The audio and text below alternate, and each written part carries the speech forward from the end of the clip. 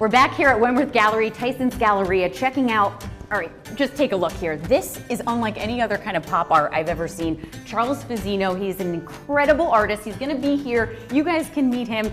We know Brian, you know everything about the artists that come through your doors. Can you tell us a little bit about his background and the type of pop art that he does? You know, what great thing about Charles Fazzino is he transcends pop art. Pop art is the representation of one thing in popular culture and making it into art. What Charles does is he takes everything about our everyday lives and everything about popular culture, about one thing. It could be a city, it could be a sport, it could be a profession, and he puts it into his artwork.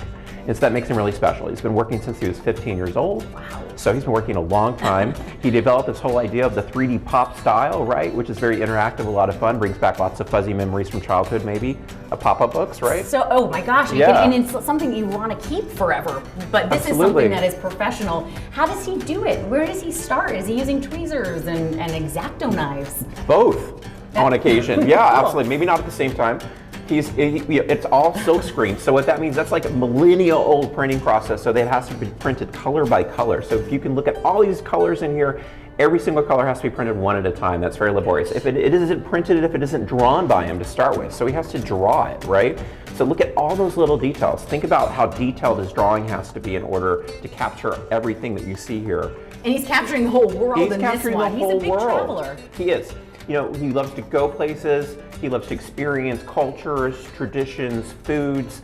He takes all of that, he brings it back to his studio, and he tries to put that into one piece. So here, you know, he's gone all over the world. He's trying to put all of his favorite things from all over the world into one piece and have it all be balanced and beautiful and a true work of art. And I think he's really accomplished it. What I love what you say is don't use these as maps. It's actually more like a journaling kind That's of right. piece of artwork. Yeah. And he did that with Washington, D.C. here. So yeah, so again, it's sort of a travel journal, Megan, right? So in this case, what he's doing is he's taking everything he's experienced in DC, he's experiencing through the eyes of locals, he's experiencing it through the eyes of a tourist, and he's putting it all together. He is something for the professional who wants to put something in their office, including the dentist with the Looney Tunes stuff. That's absolutely right. So he recently did a piece called Looney Dentistry. It has all of your favorite Warner Brothers Looney Tunes characters, Bugs Bunny, Daffy Duck, you know, so forth and so on. And he has them all working on somebody's mouth. Now, not exactly the dentist you want to have working on your teeth, would you? But in this case, he's kind of making you laugh and smile. And that's his goal. He said many times, my goal is that everybody looks at my artwork and it doesn't matter where they're from or who they are, or what kind of day they're having, they can't help but smile. He's also pushing boundaries too, because there's something that he did with that piece of artwork that no one's ever done. So in this case, he's taken silk screening and he's learned to actually how to silk screen onto a piece of aluminum metal. And then so the background is aluminum metal. He's also creating things 3D and then like adding on some more 3D, like with the helmets that he has here. Absolutely. So he's taking 3D to the three-dimensional. He's not only doing sculpture, but he's doing sports equipment. It's 9-dimensional, but he's actually decorating sports helmets, baseball plates, hockey pucks, baseball bats.